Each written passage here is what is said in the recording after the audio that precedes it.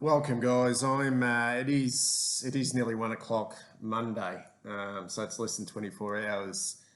Host our 22-point loss to the West Coast Eagles at the SCG, and it's fair to say that I don't feel much better than I did yesterday, to be perfectly honest, which is pretty fucking shit at the moment. Pretty fucking shit. I'll be honest. I really haven't got a lot. I don't know. Yesterday for me, I feel cheated. Mainly because I suppose from a selfish point of view that I've been really quite supportive and defended David Teague, and also defended the club and the players for the most part this year. Only just because I just think I needed to empathise just a little bit more about where we're at and the struggles associated with trying to climb, and they're all still real. There's no, I'm not sort of backflipping on that, but I think there was a real stench, about yesterday's performance. And I only got through, I think, 5 minutes of David Teague's press conference. I had to turn it off, just because he was actually making me feel really uncomfortable just watching him. And I actually feel for him. I feel that he's obviously really struggling, and why wouldn't you? But there was a stench about the way we prepared for that game yesterday. Every game has been important this year, but there was something about this game and the preparation for this game, and how important it was for us to get those 4 points, and not only get the 4 points, but to also make a bit of a statement, and really show, not the outside world, but just show each other, and Teague often talks about the supporters, show us supporters that there is something in this group, but to not turn up, I think, mentally prepared to play that game against the team, not just who's decimated by injuries. We knew that, and they looked a different side without the blokes they didn't have in. But just a team also who have a history themselves of not wanting to travel, not wanting to get on a plane and going into state, and just, for us to let them kick those goals early in that game so easily, to give them some confidence and a sniff, and to give their young players who played in that game a sense of belonging on that ground, and how good that must have felt for them to see how fucking insipid and weak we were. It was almost like a training drill. Think, fuck, how easy is this? I think there was one guy, young Edwards, is playing his first game, and there was not one bit of physical contact made on that kid for the whole 120 minutes in that game. To see, Jermaine Jones, who really could not get a fucking kick in a karate movie, delisted from Geelong, really shown very little, comes on as a sub, and suddenly he's playing like Cyril Rioli. I mean, Langdon, the former Giant, he's running rings around us. I just think this, and I spoke, for those who've been following this channel for a period of time now, and right through the whole saga associated to, well before Bolton got sacked, I spoke about red flag moments. Red flag moments are just that moment where we see it as supporters, but I reckon internally at the football club as well, they look at it and go, fuck, this isn't good. And I reckon that was a red flag moment for David Teague, and almost, for as far as I'm concerned, the first nail in the coffin for him. And I think really he needs a minor miracle now to turn this thing around. And I just don't think he has and I've said this quite a lot, I think it's so hard to know whether he's got the cattle because the players, because I think Teague's intentions are fine, and I think like Bolton, the intentions are fine, but this group and this club, these players, they just seem to, I don't know, they don't have it in them.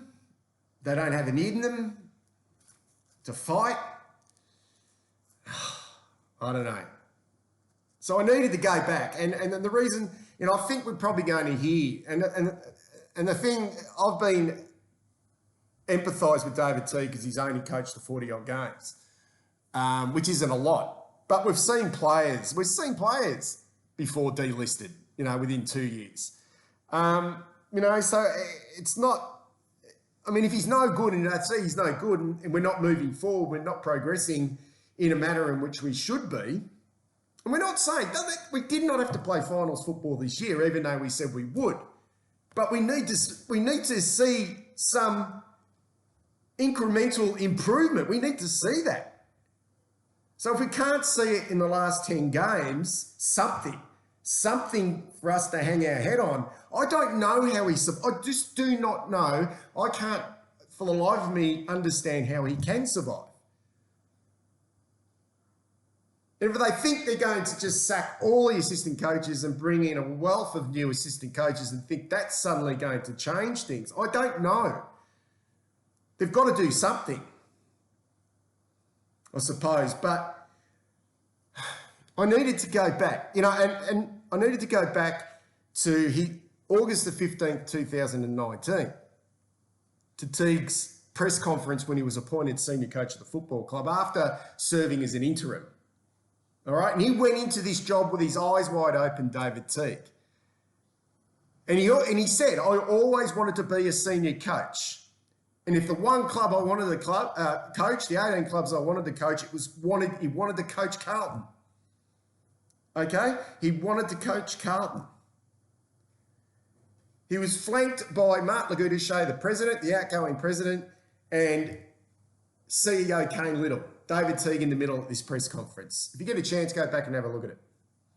There were a couple of things that struck me because I wanted to know why they appointed David Teague. We saw it was on the back of a lot of emotion, okay, and standing ovations and all that type of stuff. He was very popular, but what was the I suppose the crux of it? Why David Teague, and what were, more importantly, the expectations moving forward? What did the club believe at that time? Because I'm looking at David Teague's press conference yesterday, exactly 2 years down the track. Okay, not quite 2 years, but you know what I mean. Interim coach 2 years, as of yesterday. Okay, he was appointed interim coach 2 years ago.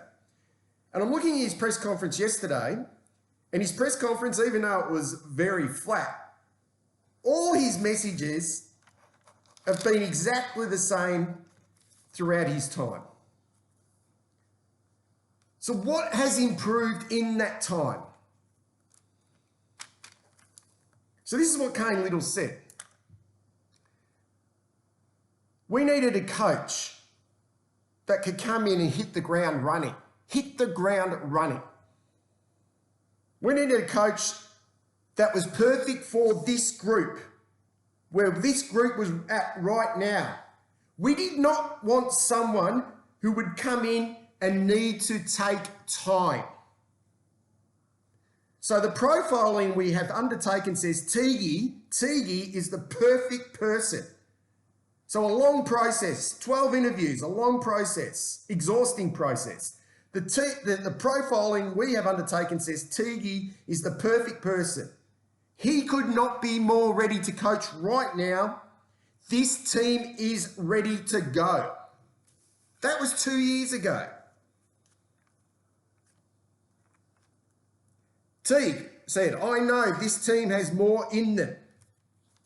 I'm excited where this group's going to go. This is what he said in yesterday's press conference. And this isn't about winning grand finals or playing finals football. This is about just showing incremental improvement. Small growth that we can see, both from a strategically and, more important for me, an emotional and mental point of view with our players. And the way we prepared for that game yesterday suggests that, fucking hell, what the fuck is going on? And he also said, further to the point of that Teague said everyone was aligned at the time. Everyone was aligned. Everyone was aligned. He was happy with his assistants. He was happy with the whole process. He was happy which way and where the club was heading. So what the fuck has happened in 2 years? This is what he said yesterday after the Eagles loss. They beat us in the contest. They were harder and tougher. Their ball use on the outside killed us. We've got some work to do. In fact, we've got a lot of work to do. And this is consistent every week, Our decision making. These are not young players anymore. Our decision making. The craft and elements of executing your role needs to improve. These are not young players. We need to roll up our sleeves and have a crack. What the fuck? We're now talking about effort. And then he says being really strategic in how we get better. Fucking hell, we're 2 years down the track. We're 2 years down the track and you're now talking about being really strategic in how we get better, and we've won 4 games for the fucking year. And 2 weeks in a row, we've curled up our toes in the last quarter and not given an absolute yelp. And we're supposed to believe that crap.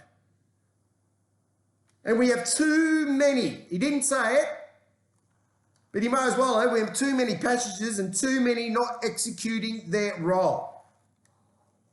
Whose job is that? Is that the players of yours, David, to get the best out of this group? He also said in that press conference 2 years ago, he was asked the question, what have you learned? What have you learned in the 12 years that you've been both a senior coach at the Northern Blues and also an assistant coach at the West Coast Eagles, Adelaide and St Kilda? As Lagudo said, we've got a coach here with a wealth of experience, both a quality coach and a quality person to lead our club into an exciting future. He could not be more ready to coach. We are excited at the prospect of continuing to develop this exciting list of players that we have assembled over the last 5 years.